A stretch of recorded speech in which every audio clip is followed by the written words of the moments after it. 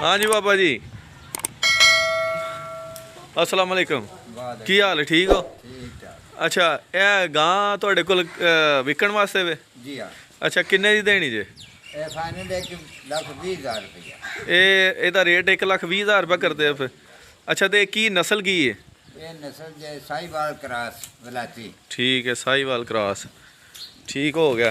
तो ਇਹਦੇ मगर कोई जा शा? हाँ बच्ची है। चलो बच्ची भी वेखने जनाब, पहला तुसी दा थणवा ना वेखो। ठीक है, क्योंकि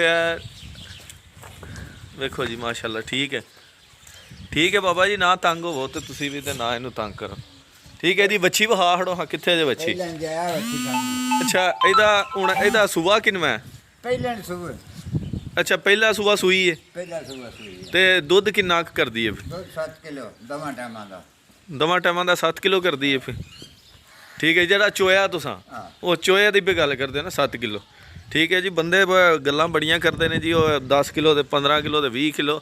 ਬਰਲੇ ਜੀ ਗੱਲ ਉਹ ਹੈ ਜਿਹੜੀ ਇਹਨਾਂ ਨੇ ਖੁਦ ਚੋਈ ਹੈ। ਠੀਕ ਹੈ ਜੀ, 7 ਕਿਲੋ ਟਾਈਮ ਦਾ ਪਹੁੰਚਾਉਂਦੇ ਨੇ। ਤੇ ਇਹ ਵੱਛੀ ਹੈ ਜਨਾਬ ਇਹਨਾਂ ਦੀ। बच्ची भी प्योर। ठीक है जी। ठीक है, टीके की बच्ची है जी, पे आंदे ने माशाल्लाह प्योर। ठीक है, बेहतरीन जानवर ने माशाल्लाह जी, बेहतरीन बेहतरीन। ठीक है,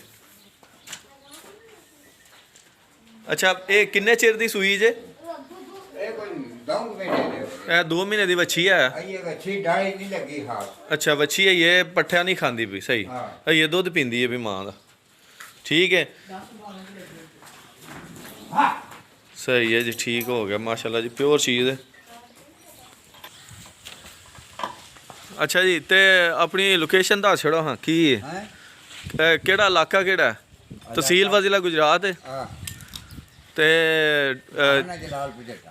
ते गाँव जियो मंजल। जी बंजा। चलो सही है, ठीक है जी।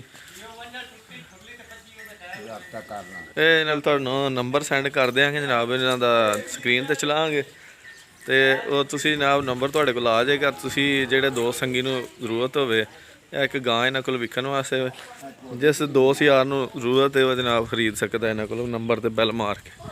ਠੀਕ ਹੈ ਜੀ, ਸਾਹੀਵਾਲ ਕ੍ਰਾਸ ਹੈ, ਗਾਏ ਜ਼ਬਰਦਸਤ ਚੀਜ਼ ਹੈ ਜੀ।